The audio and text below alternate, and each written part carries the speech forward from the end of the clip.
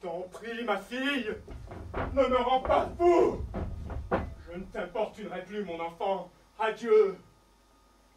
Nous ne nous rencontrerons plus. Nous ne nous verrons plus. Mais pourtant, tu es ma chair, mon sang, ma fille.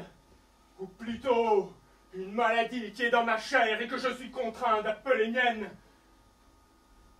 Tu es un chancre, un bubon pesteux, un furoncle gonflé de pus dans mon sang qui corrompt. Mais je ne te gronderai pas.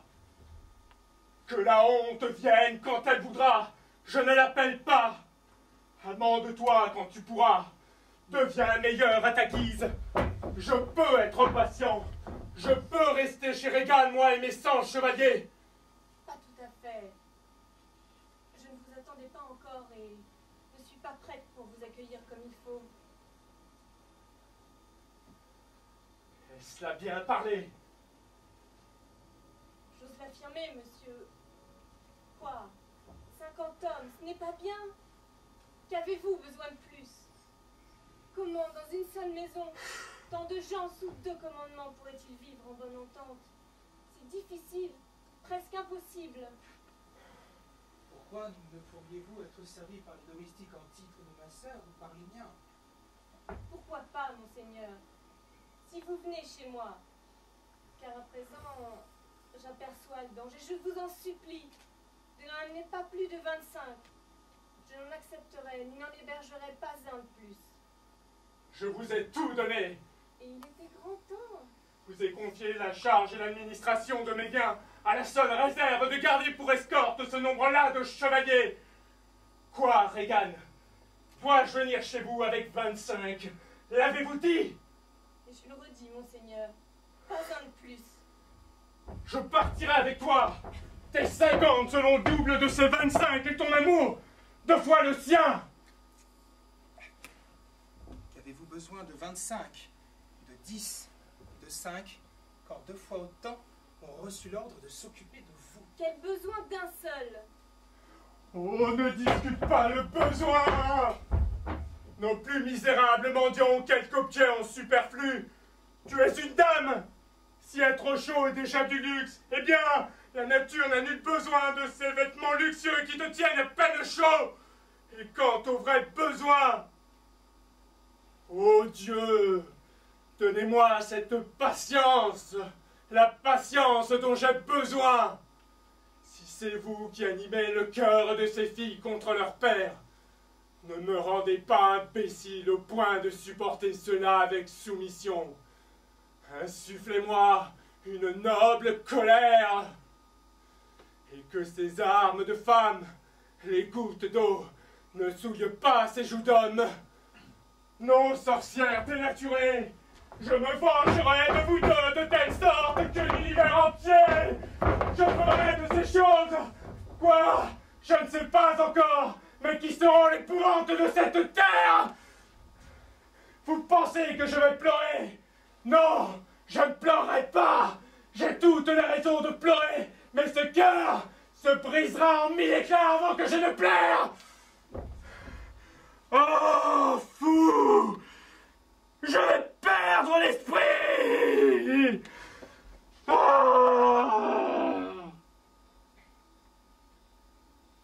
Retirons-nous du général Morage. Maison est petite. Le vieillard et ses gens ne peuvent y être bien logés. C'est sa faute. Il a renoncé lui-même au repos. Ils connaissent le goût de ses folies. Pour lui, je l'accueillerai avec plaisir, mais pas un de ces gens. C'est aussi mon idée. Le roi est au comble de la fureur. Il a demandé des chevaux pour aller où, je ne sais pas. Monseigneur, ne le priez en aucune façon de rester. Mais là, cela lui vient, et les vents déchaînés font rage furieusement. À des lieues à la ronde, il y a à peine un buisson. Vous entêtez. Les malheurs qu'ils s'attirent eux-mêmes doivent servir de leçon. Fermez vos portes.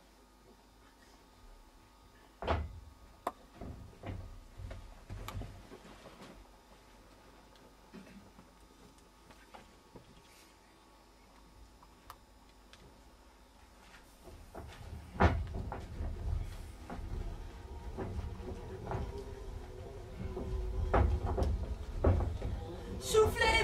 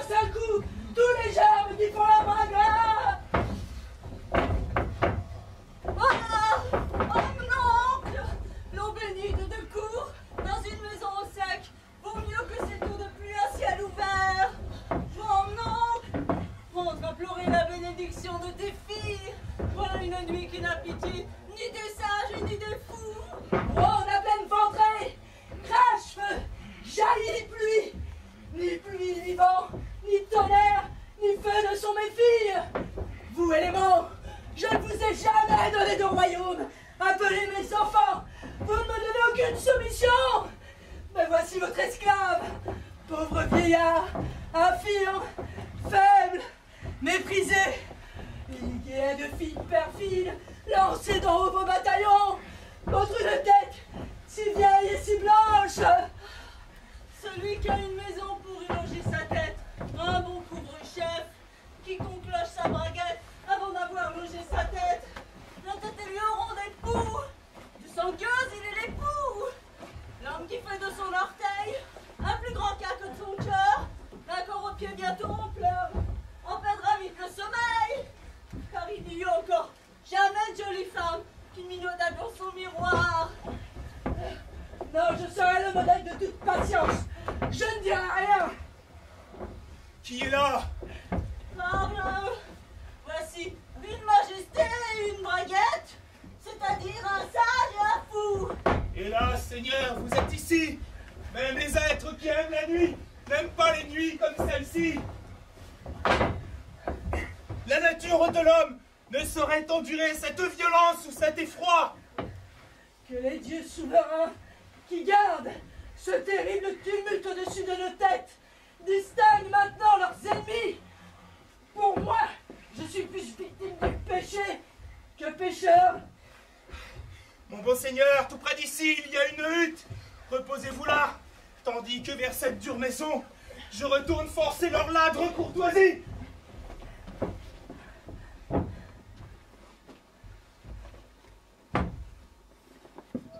Les esprits commencent à tourner. Viens, mon petit. Comment va, mon petit? As-tu froid?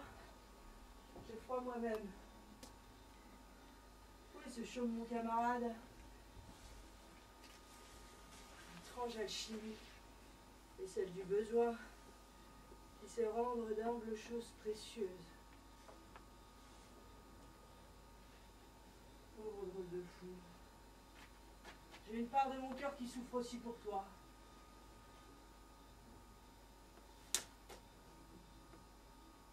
Celui qui a un tout petit peu d'esprit, dans le vent, oh ouais, dans la pluie, oh ouais, faut que de son sort il s'estime ravi, bien que la pluie elle tombe tous les jours.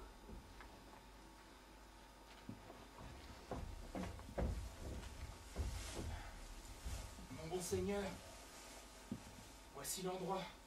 Mon bon Seigneur, entrez ici. Tu le trouves effroyable, cet orage querelleur qui nous pénètre jusqu'à l'os. Il l'est pour toi. L'esprit est serein, le corps est délicat.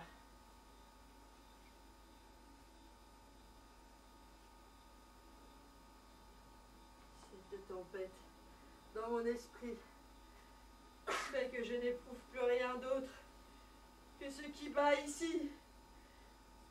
La gratitude filiale. Non, je ne pleurerai pas. Par une nuit pareille, me laisser dehors. Déverse-toi, j'endurerai tout.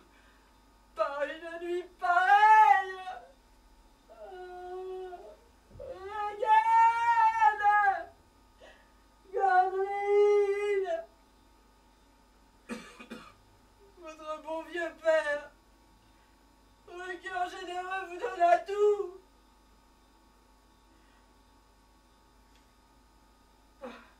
C'est par là que guette la folie. Fuyons cela, assez. Mon bon Seigneur, entrez ici. Entre, petit, entre d'abord. Pauvreté sans abri. Moi je vais prier, et puis dormir. Pauvre miséreux nu, où que vous soyez, comment vos têtes sans abri, vos corps sans nourriture, contre un temps pareil. Oh, je me suis trop peu préoccupé de cela. Guéris-toi, Faste. Accepte d'éprouver ce qu'éprouvent les miséreux. Une brasse ennemie, pauvre homme. N'entre pas ici, mon nom, tire l'esprit. Au secours, au secours.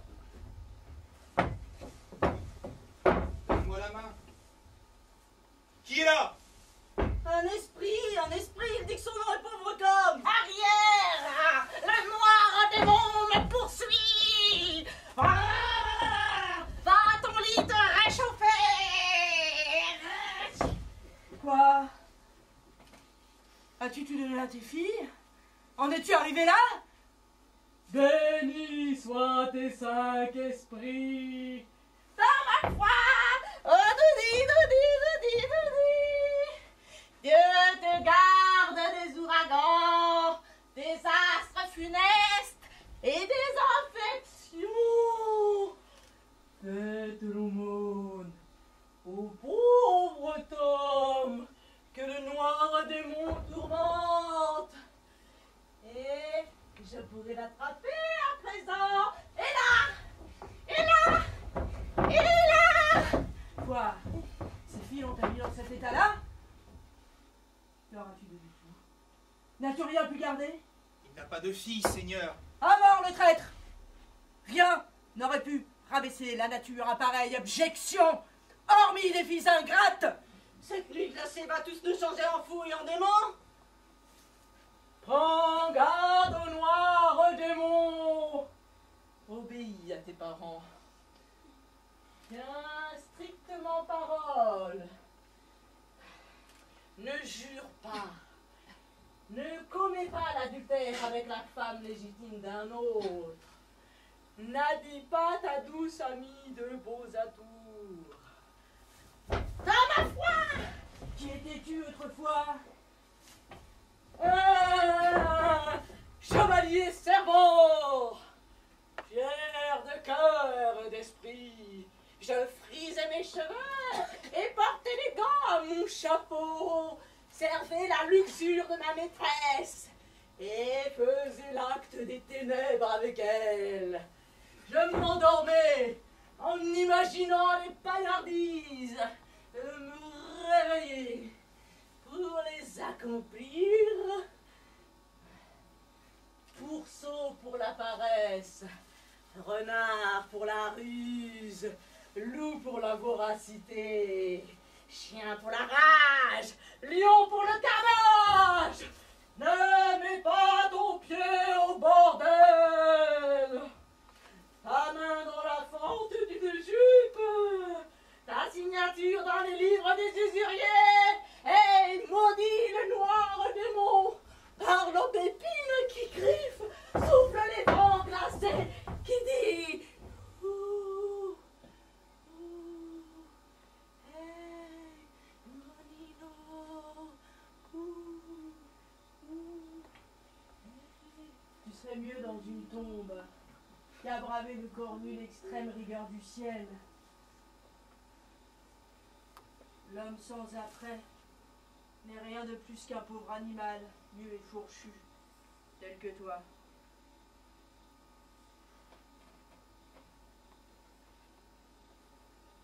Au diable, je t'en prie. Allons, déboutonnez-moi. Je t'en prie, mon oncle. Sois-tu, c'est une bien vilaine nuit pour aller nager. Regarde, voici venir un feu follet. C'est le noir, liberté GB. Il sort au couvre-feu et est jusqu'au premier champ du corps. Il donne la cataracte, la guise et le bec de lièvre. Qui va là? Qui cherchez-vous? Qui êtes-vous? Vos noms? Pauvre Tom, qui mange la grenouille, le tétard, le crapaud, le lézardon, le lézard de mirage, qui, dans sa fureur, quand le noir démon fait rage, mange la bouse de vache en guise de salade, avale le vieux rat et le chien crevé. Votre grâce n'a pas de meilleure compagnie. Entrez avec moi. Mon devoir ne peut souffrir d'obéir en tout point aux ordres cruels de vos filles. Je me suis risqué à venir vous chercher pour vous conduire en un lieu où vous attendent un bon feu et un repas. Laissez-moi d'abord parler avec mon philosophe. Quelle est la cause du tonnerre? Encore une fois, pressez-le de partir, ses esprits commencent à vaciller. Je suis l'emblâmé. Ces filles veulent sa mort. Tu dis que le roi devient fou. Je suis presque fou moi-même. J'avais un fils, à présent proscrit de mon sang. Il en voulait à ma vie il y a très peu de temps. Je l'aimais, mon ami. Nul père n'aima plus tendrement son fils. Pauvre Tom, ma foi. Par ici, monseigneur. Je veux rester avec mon philosophe. Emmenez-le. Venez, cher Athénien.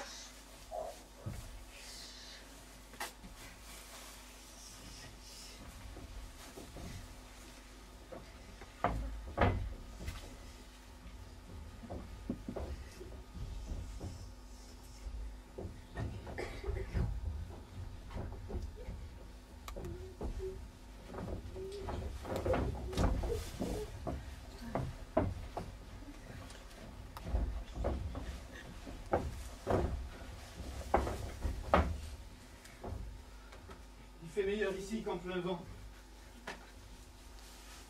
Je t'en prie, mon oncle. Dis-moi, si un fou est gentilhomme ou roturier. Un roi. C'est un roi. Non, c'est un roturier qui a pour fils un gentilhomme.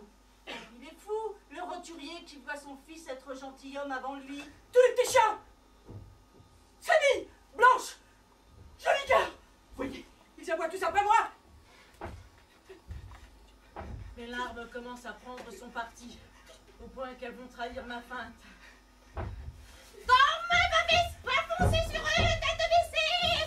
Arrière, recule. Oust, oust, oust, là, oust, là. Ils se sont tous ramenés.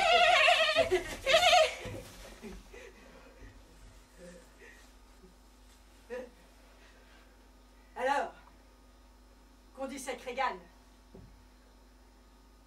On voit ce qui pousse autour de son cœur. Ne faites pas de bruit. Ne faites pas de bruit.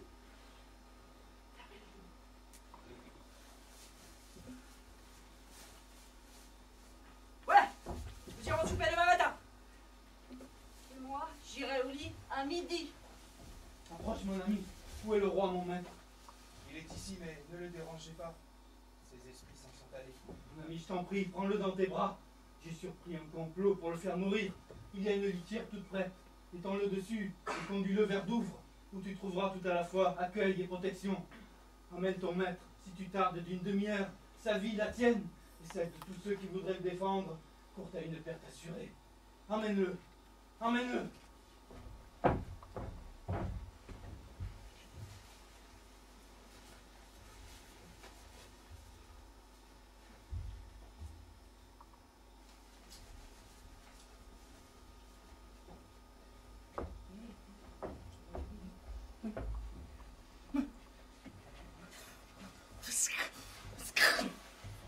Gloucester envoie le roi à Douvres, car il est informé que Cordelia arrive à la tête de l'armée française au secours de son père. Gloucester a le malheur de dire le secret à son fils Edmond, qui évidemment ne tarde pas à le trahir. Et il va vite porter la nouvelle à Regan et à Gloucester. Regan et Cornouailles, Cornouailles, excusez-moi. qui sont de passage dans la demeure de Gloucester.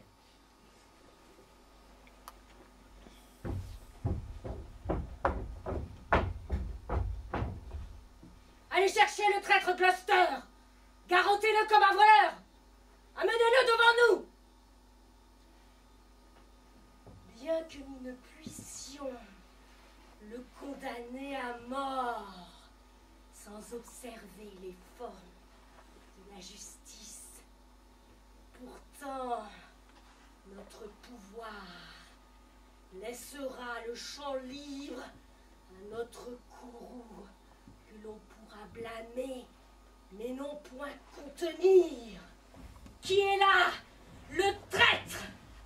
Renard ingrat, c'est lui. Attachez solidement ses bras flétris. Que prétendent vos grâces? Mes bons amis, n'oubliez pas que vous êtes mes hôtes. Ne me jouez pas un mauvais tour, mes amis. Attachez-le, vous dis-je! Serré, serré. Abominable traître. Femme impitoyable, je ne suis rien de tel. Attachez-le à cette chaise.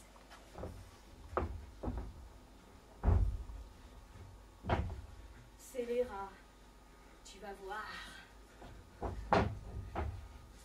La femme mauvaise, c'est une chose ignoble de me tirer la barbe. Si blanc, Et tant de traîtrises. Ces poils que tu m'arraches du menton vont prendre vie et t'accuser. Je suis votre hôte. De vos mains de voleur, vous ne devriez pas maltraiter si violemment le visage de votre hôte. Où as-tu envoyé le roi? À Douvres. Pourquoi à Douvres? Ne t'avait-on pas donné l'ordre au péril de ta vie? Pourquoi à Douvres? Qu'il réponde à cela. Je suis lié au poteau. Je dois subir la meute. Pourquoi à Douvres? Pour ne pas voir tes ongles cruels arracher ces pauvres yeux de vieux, ni ta féroce sœur dans sa chair consacrée planter ses crocs de sanglier. Mais je verrai la vengeance ailée s'abattre sur de tels enfants. Jamais tu ne la verras. Sur tes yeux, je vais mettre mon pied. Que celui qui espère vivre jusqu'à sa vieillesse me vienne en aide. Oh cruel, oh Dieu! Un côté ferait la nique à l'autre. Autour de l'autre. Si tu vois la vengeance. Ah, Monseigneur, arrachez votre bras. Je vous sers depuis mon enfance, mais je ne vous ai jamais rendu meilleur service que maintenant en vous ordonnant d'arrêter. Que dis-tu, chien? Vous portiez une barbe au menton, je vous la secouerai pour cette injure. Que prétendez-vous faire? Un de mes laquais. Eh bien, venez affronter les risques de la colère. Un paysan nous tenir tête! Je suis tué. Monseigneur, il vous reste un œil pour voir le malheur s'abattre sur cet homme. Empêchons-le d'en voir davantage. Dis le gelé. Gicle de là.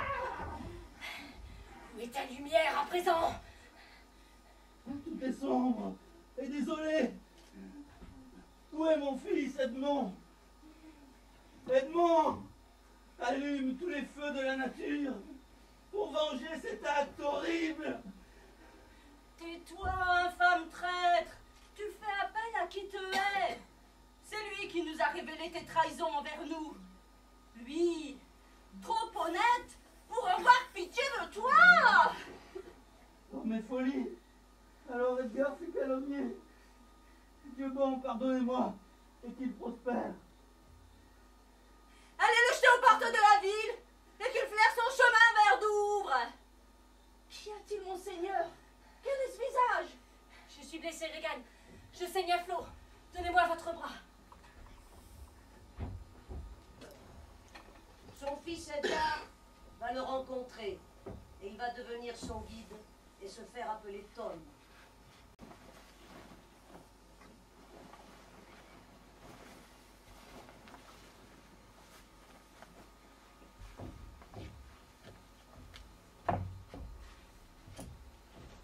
Mon père? Comme un mendiant. Oh, monde! Et là, qui va là? Oh, Dieu! Je suis plus malheureux que jamais. Cet homme, le pauvre fou! Et toi, menu? Pauvre homme à froid! Je ne puis feindre plus longtemps! Viens ici, l'ami. Et pourtant, il le faut. Bénis soient tes doux yeux. Ils saignent. Connais-tu la route de Douvres? Oui, maître. Il y a là-bas une falaise, dont la haute tête penchée regarde avec effroi l'abîme qu'elle enserre. Conduis-moi seulement jusqu'à son bord extrême.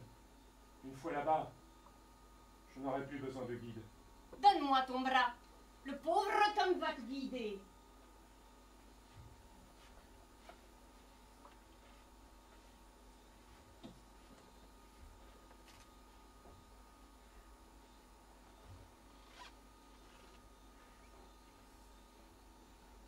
Quand parviendrai-je au sommet de cette colline? Vous êtes en train de la gravir. Voyez comme nous peinons. Il me semble que le sol est plat. Horriblement abrupt. Écoutez. Vous entendez la mer? En vérité, non. Alors c'est que vos autres sens sont émoussés par la torture de vos yeux. C'est possible, en effet. Il me semble que ta voix a changé, que tu parles mieux et de façon plus sensée qu'avant. De vous êtes bien trompé. Vous ne changez en rien. Il me semble que vous parlez mieux.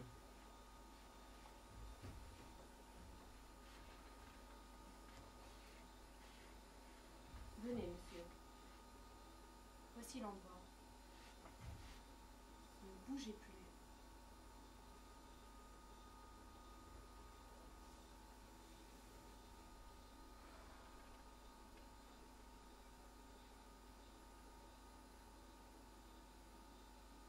Quel effroi! Et quel vertige de jeter les yeux aussi bas! Les corbeaux et les freux qui planent à mi-hauteur semblent à peine plus gros que des scarabées. À mi-pente est accroché un homme qui cueille du fenouil de mer. Et là-bas, les pêcheurs qui marchent sur la plage ressemblent à des souris. La houle murmurante qui roule et qui polie les galets innombrables ne s'entend point de si haut. Oh, je ne veux plus regarder, de peur que mon cerveau ne tourne et que ma vue troublée ne me fasse tomber la tête la première. Place-moi où tu es. Donnez-moi votre bras. Vous êtes à présent à moins d'un pied du bord extrême. Pour tout ce qui est sous la lune, je ne voudrais pas sauter. Lâche ma main. Et que je t'entende partir.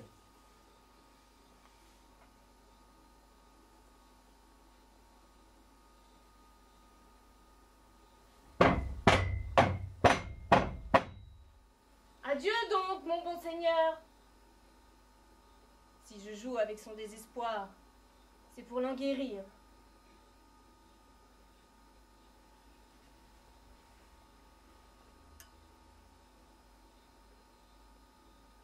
Ô vous, Dieu puissant, je renonce à ce monde.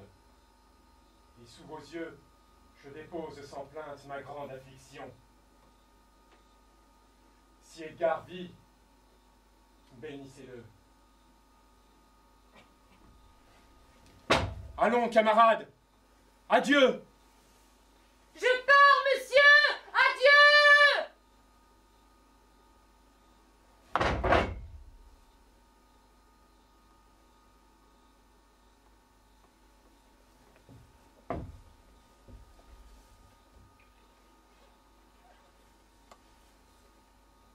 Oh là, monsieur! Ami? M'entendez-vous, monsieur? Parlez! Va-t'en et laisse-moi mourir. Si tu n'étais fille de la Vierge, plume, souffle d'air, en dégringolant de tant de hauteur, tu te serais fracassé comme un œuf, mais de fait, tu respires, tu es sauf, ta vie est un miracle. Et suis-je tombé ou non? De l'effrayant sommet de cette lisière crayeuse, regarde là-haut, mais regarde donc! Hélas, je n'ai pas Dieu. Donnez-moi votre bras. Debout! Bien! Comment ça va? Sentez-vous vos jambes? Vous voilà debout. Trop bien, trop bien. Pense que les dieux les plus purs, mais c'est la gloire d'accomplir ce qui est impossible aux hommes, t'ont préservé.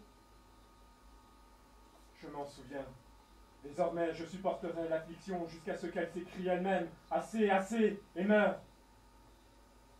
Gardez-la libre et patiente.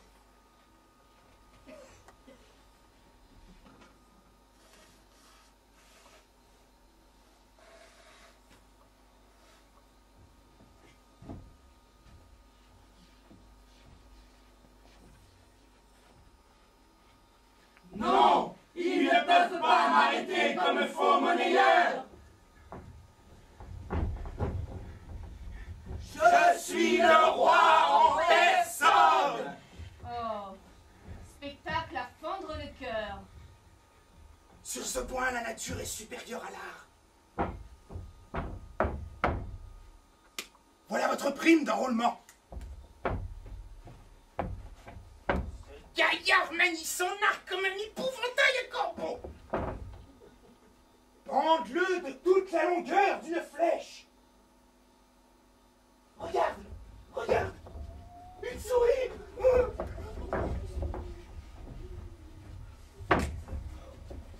Paix, paix. Ce morceau de fromage grillé fera l'affaire.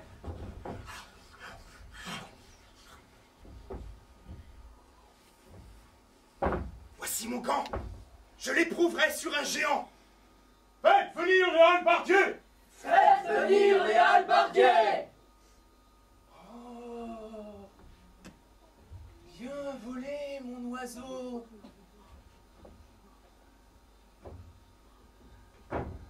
Dans le mille! Dans le mille!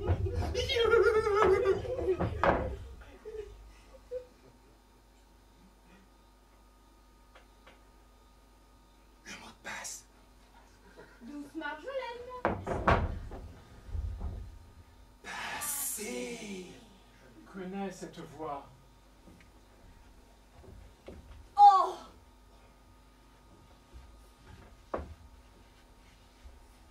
Gonnery avec une barbe blanche!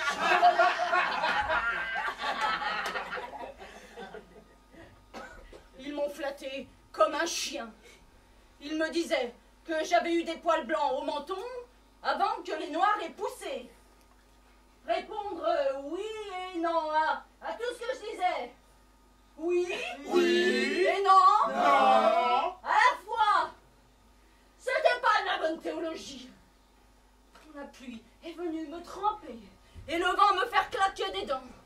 Quand le tonnerre n'a pas voulu se taire à mon commandement, ce jour-là, je les ai débusqués. Je les ai percés à jour. Allons, ils ne sont pas gens de parole. Ils me disaient que j'étais tout. Mensonge! Mensonge. Je suis pas à l'abri de la fièvre. Timbre de cette voix, je m'en souviens. N'est-ce pas le roi? Oui, un roi, de la tête aux pieds. Quand je les fixe du regard, regardez comme mes sujets tremblent. À cet homme, je fais grâce de la vie. Quel était ton crime? L'adultère. Tu ne mourras pas. Mourir pour adultère, non. Le roi de l'Hélicourt et la petite bouche dorée forniquent sous mes yeux. Que la copulation prospère. Car le fils bâtard de Gloucester eut plus de bonté pour son père que mes filles, conçues dans des draps légitimes. Vas-y, luxure, pêle-mêle, il me faut des soldats. Regardez-moi cette mijaurée dont le visage annonce la neige entre ses cuisses, qui fait la vertueuse et qui hoche la tête au seul nom du plaisir. Ni le putois, ni les talons fougueux ne s'y ruent la plus furieuse appétit. Sans Taurès au-dessous de la taille, rien que femme au-dessus. Jusqu'à la ceinture, c'est le règne des dieux. Le bas est tout entier au diable. Là, c'est enfer, et ténèbres, et gouffres sulfureux, brûlure, feu, puanteur, consortium, vie, bois, donne-moi une once de civette de l'apothicaire pour purifier mon imagination. Voilà de l'argent pour toi. Laissez-moi embrasser cette main. Laisse-moi essuyer ta mort. Elle sent la mortalité. Ô chef-d'œuvre de la nature en ruine, ce vaste monde va-t-il donc s'user jusqu'au néant? Me reconnais-tu? Je me rappelle assez bien tes yeux. Tu louches vers moi? Non, tu as beau faire, aveugle Cupidon, je n'aimerais pas. Toi, lisse des filles! Admire un peu le style. Quand toutes tes lettres seraient des soleils, je ne verrais point. Je ne le croirais pas si on me le racontait. Et pourtant, cela est, mon cœur se brise. Quoi avec les orbites des yeux? Oh, c'est ce que vous voulez dire? Pas plus Dieu dans la tête que d'argent dans la bourse? Vos yeux sont creux et votre bourse est plate. Et pourtant, vous voyez comment va le monde, hein? Je le vois à tâtons. Quoi, es-tu fou? Un homme peut voir comment va le monde sans ses yeux. Regarde avec tes oreilles. Vois comme ce juge là-bas réprimande ce pauvre bougre de voleur. Changez de place et passez muscade. Qui est le juge? Qui est le voleur? Tu as déjà vu un chien de ferme aboyer aux trousses d'un mendiant? Et la pauvre créature fuir devant le roquet. Eh bien, tu as vu là la grande image de l'autorité.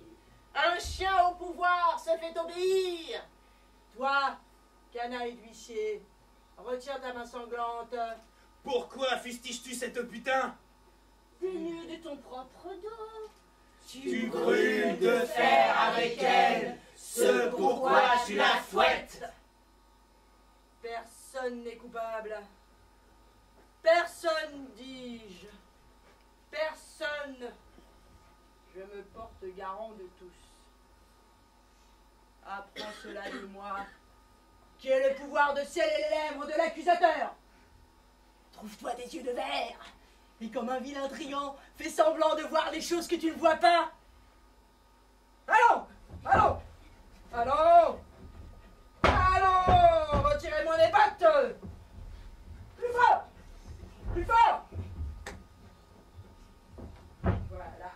Oh, bon sens et délire mêlés. Raison dans la folie. Si tu veux pleurer mes malheurs, prends mes yeux. Je te connais bien. Ton nom est Gloucester. Il te faut être patient. Nous venons au monde en pleurant. Tu le sais, la première fois que nous eûmes l'air, nous vagissons et pleurons. Je vais faire un sermon. Écoute. Hélas, malheureux jour. En naissant, nous pleurons de paraître sur ce grand théâtre des fous.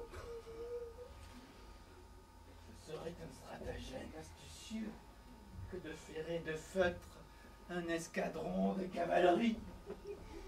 J'essaierai cela. Et lorsque j'aurai surpris mes gendres, alors tuer.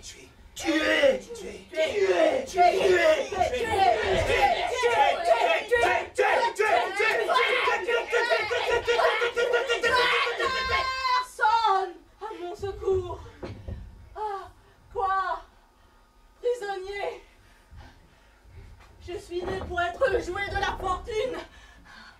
Traitez-moi bien. Vous aurez une rançon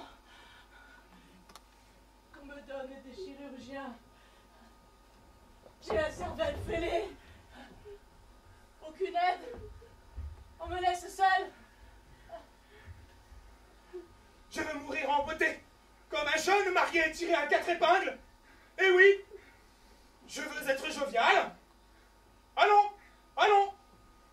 Je suis un roi, messieurs, le saviez-vous?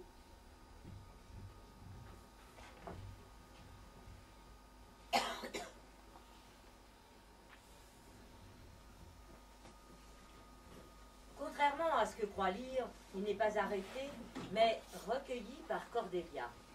Victorieuse au début, Elle est ensuite vaincue par l'armée de ses deux sœurs, conduite par Edmond. Elle va être emprisonnée avec son père, tout ça sur l'ordre d'Edmond.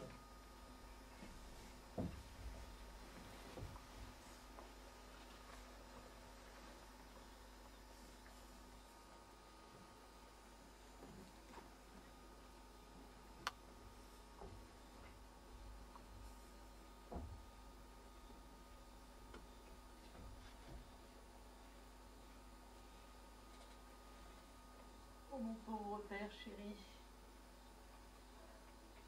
que la guérison attache son remède à mes lèvres, et que ce baiser répare les violences qu'ont infligées mes deux sœurs à ton âge vénérable. N'eussiez-vous pas été leur père, ces flocons blancs auraient dû forcer leur pitié. Et toi, tu fus contraint de te loger avec des porcs et des vagabonds sans abri, sur une maigre paille moisie. Hélas, hélas, c'est un miracle que ton esprit et ta vie n'aient pas sombré d'un coup. Il se réveille. Comment va mon royal seigneur? Comment se porte votre majesté?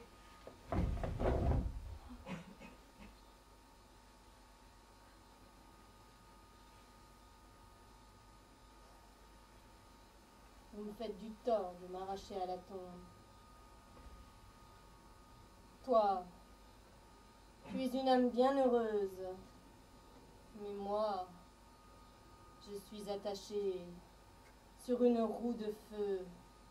Mes propres larmes me brûlent, comme du plomb fondu. Sire, me reconnaissez-vous?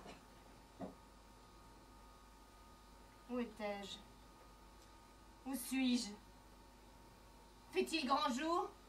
Je suis terriblement abusée. Je mourrais de pitié si je voyais un autre dans cet état. Je ne sais que dire. Je ne jurerais pas que ce sont là mes mains. Voyons, je sens que cette épingle me pique. Je voudrais être sûre de mon état. Sire, étendez votre main sur moi pour me bénir. Non, il ne faut pas vous mettre à genoux. De grâce, ne vous moquez pas de moi. Je suis un vieil homme, très sot et radoteur, de plus de 80 ans. Pas une heure de plus ou de moins. Et pour vous parler franc, je crains de ne pas être au mieux de ma raison.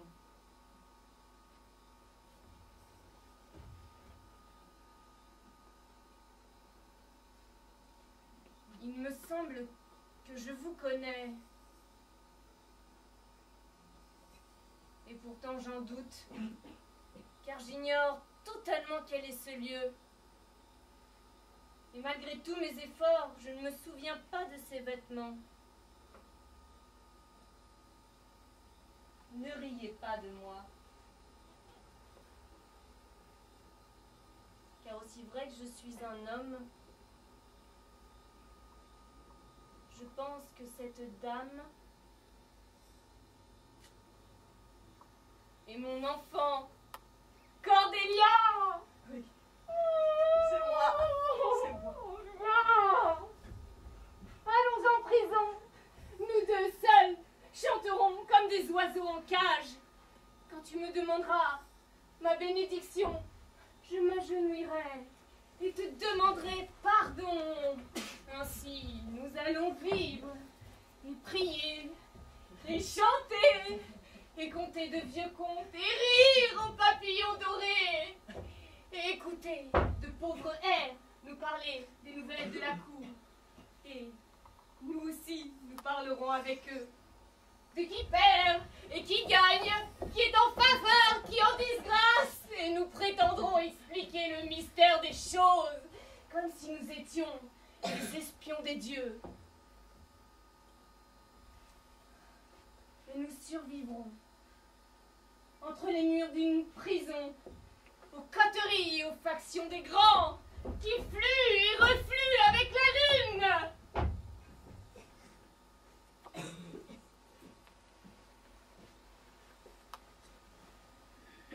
Dans la scène que vous allez voir, nous avons repris certains passages que Shakespeare a écrits qui peuvent paraître un peu bizarres. C'est une espèce de saga entre les femmes et les hommes, les deux familles. Et nous avons rassemblé toutes les intrigues et toutes les histoires qui ont pu se passer entre eux ou entre elles. Vous allez voir.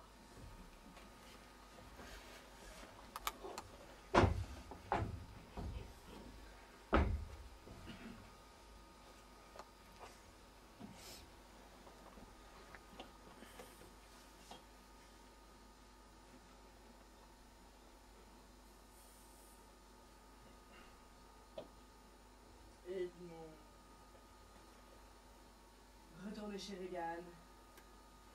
Prenez la tête de son armée. Vous recevrez sous peu les ordres d'une amante. Inclinez la tête. Ce baiser, s'il osait parler, borderait ton courage jusqu'au ciel. Comprends et au revoir. À vous jusqu'à la mort. Oh, la différence d'un homme à l'autre. Un sot usurpe mon lit. Le duc de Cornouailles est mort, tué par son serviteur au moment où il allait arracher l'entraille de Gloucester. Ceci me plaît assez. Mais Regan est veuve et mon Edmond avec elle. C'est tout l'édifice de mes rêves qui pourrait s'écrouler sur ma vie délaissable.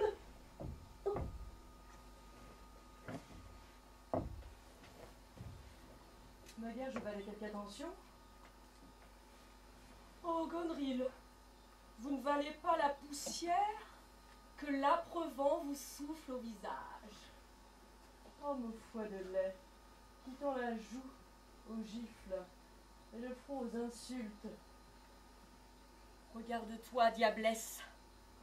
La difformité chez le démon est moins hideuse que chez la femme. Prétentieux, imbécile.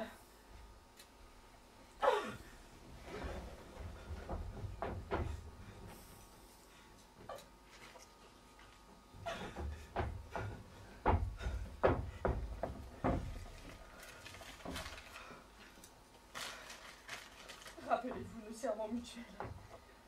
Les occasions de le supprimer ne vous manqueront pas. S'il rentre vainqueur, son lit sera mon cachot.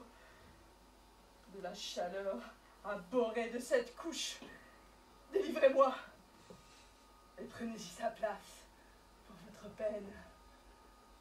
Votre, que ne puis-je dire votre épouse, servante affectionnée, Gonril. Ô chant illimité du désir féminin, un complot contre la vie de son vertueux époux.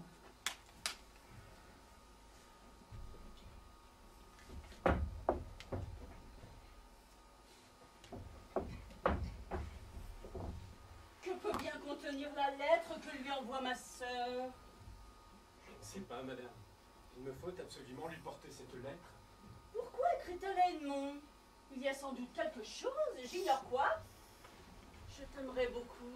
Laisse-moi décacheter cette lettre. Madame, je préférerais. Je sais que votre maîtresse n'aime pas son mari. Lors de sa dernière visite, elle lançait d'étranges œillades et des regards fort éloquents au noble Edmond. Je sais que vous êtes dans la confidence. Oh, moi, madame. Alors écoutez bien l'avis que je vous dis. Edmond et moi, nous sommes concertés. Il est naturel qu'il ait ma main, plutôt que celle de votre maîtresse. À vous de deviner le reste.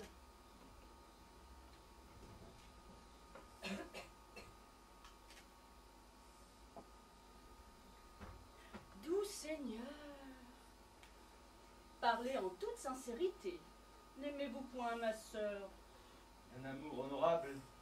Mais n'avez-vous jamais pris le chemin de mon beau-frère jusqu'au lieu défendu? Non, sur mon honneur, madame. Oh, je ne le supporterai jamais. Tout seigneur, ne soyez pas familier avec elle. Ne craignez rien.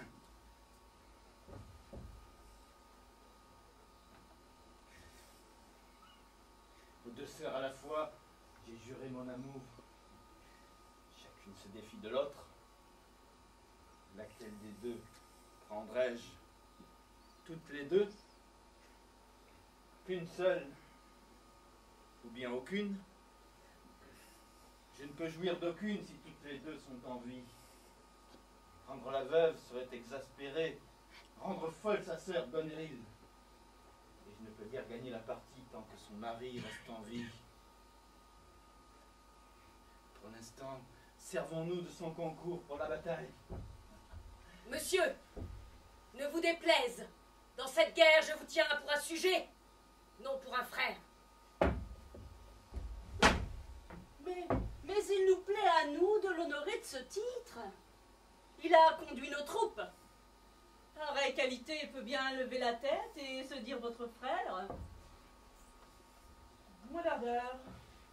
Par son propre mérite, il s'exauce bien plus que par votre faveur. Par mes titres dont je l'ai investi, il s'égale au meilleur.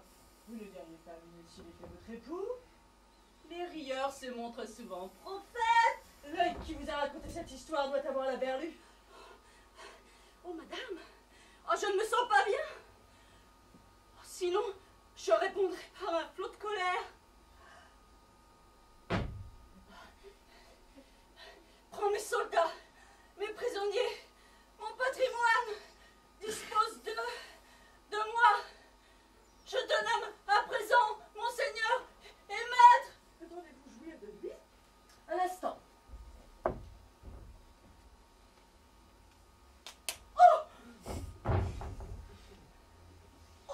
Edmond, je t'arrête pour haute trahison et j'accuse avec toi ce serpent doré. Pour votre prétention, charmante régale, c'est elle qui, par contrat, s'est liée à ce seigneur.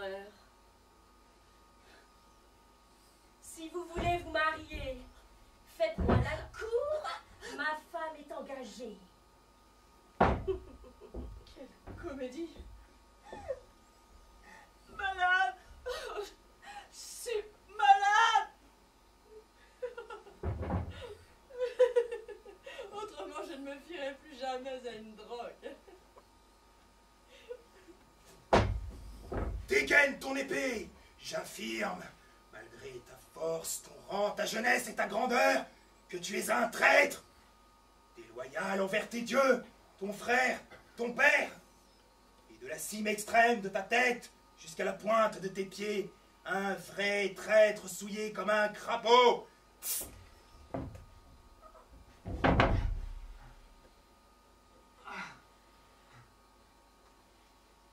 Ce dont vous m'avez accusé, je l'ai fait. Et plus encore, bien plus encore. Le temps le révélera. C'est du passé. Moi aussi. Mais qui es-tu? Toi qui remportes sur moi cet avantage. Si tu es noble, je te pardonne. Je ne suis pas d'un sang moins noble que le tien, Edmond. Mon nom est Edgar, le fils de ton père. Les dieux sont justes, et de nos agréables vices, ils forgent l'instrument de nos tourments. Le lieu sombre et vicieux où il t'engendra lui a coûté ses yeux. Au secours! Au secours! Oh, au secours! Parle, l'ami! Que signifie ce couteau sanglant? Il est chaud, il fume, il sent à l'instant du corps de... Oh, elle est morte! Qui est morte? Parle, Votre l'ami! épouse, Seigneur, votre épouse! Et sa sœur, par elle empoisonnée, elle en a fait l'aveu! C'est qu'Edmond était aimé. L'une a empoisonné l'autre, par amour pour moi, et ensuite s'est tuée. Le souffle m'abandonne.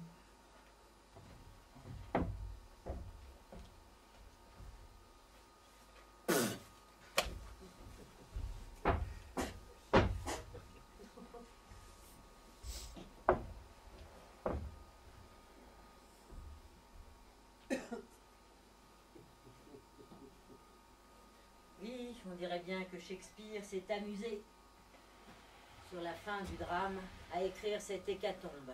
Mais il reste Cordelia et Lear qui sont en prison.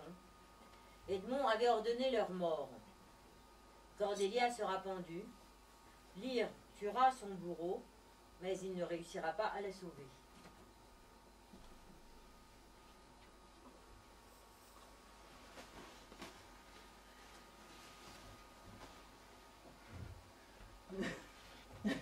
Hurlez! Hurlez! Hurlez! Ah, vous êtes des hommes de pierre! Si j'avais vos langues et vos yeux, j'en userais de telle sorte que la voûte du ciel se fendrait. Elle est partie pour toujours. Je sais quand on est vivant et quand on est mort. Elle est morte comme la terre. Prêtez-moi un miroir. Si son souffle embue ou trouble le verre, alors c'est qu'elle vit. Cette plume bouge. Elle vit. Si cela est vrai, c'est un bonheur qui rachète toutes les souffrances que j'ai éprouvées. La peste soit de vous, assassins, tous des traîtres. J'aurais pu la sauver, et maintenant elle est partie pour toujours. Cordelia, Cordelia, reste encore un peu. Hein? Hein? Que dis-tu? Sa voix était toujours douce, tendre et grave, chose excellente chez une femme.